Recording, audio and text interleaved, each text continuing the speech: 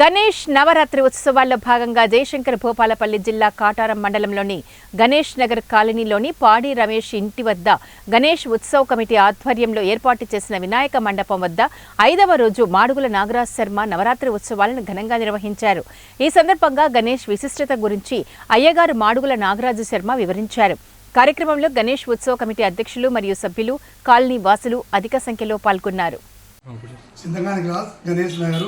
ఇబ్రాహీంపల్లి గ్రామ పంచాయతీ నవరాత్రుల గురించి చింతకాయ క్రాస్లో మా కమిటీ ఆధ్వర్యంలో నవరాత్రి ఉత్సవాలు చాలా ఘనంగా జరుపుకోవాలని అందరం ఉత్సాహంతో పదే ఒక్కరు కూడా ఉపవాసాలు ఒక్క పొద్దులు అందరూ కలిసికట్టుగా దేవుని నవరాత్రులు చాలా గొప్పగా చేయాలని మా కోరిక. ఏంటంటే దీనికి చేయడానికి కారణం, మేము ఫస్ట్ దేవుణ్ణి పెట్టేటప్పటికి మా కాలనీలో చాలా కొంచెం కాలనీ చిన్నగా ఉండే, దేవుణ్ణి పెట్టిన తర్వాత చాలా అంచెలంచెలుగా ఎదిగింది మా కాలనీ. కాబట్టి మేము దీనికి ఒక కమిటీ ఏర్పాటు చేసుకొని కమిటీ ఆధ్వర్యంలో చాలా బాగా నవరాత్రులు జరుపుతాము. మాకు దేవుణ్ణి పెట్టిన తర్వాత మా కాలనీ చాలా డెవలప్ అయింది. అందుకే ఈ కాలనీకి చింతకాయ క్రాసును గణేష్ నగర్ అని పెట్టడం జరిగింది.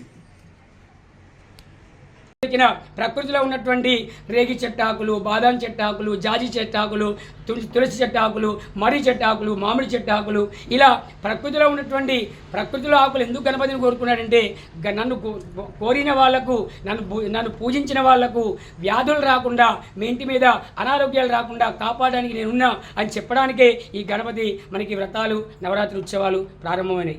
అలాంటి ఈ గణపతి నవరాత్రాలను మన గ్రామంలో చేసుకోవడం ద్వారా ఇలా ఒక్కటే కాదు, పల్లెలో చేసే ఉద్దేశం ముఖ్యం ఏంటంటే ఎక్కడో మరుగుపడిపోయిన హైందవ సాంప్రదాయం, ధర్మమైన పద్ధతి ఇదంతా కూడా మళ్ళీ వెలుగులోకి రావాలి.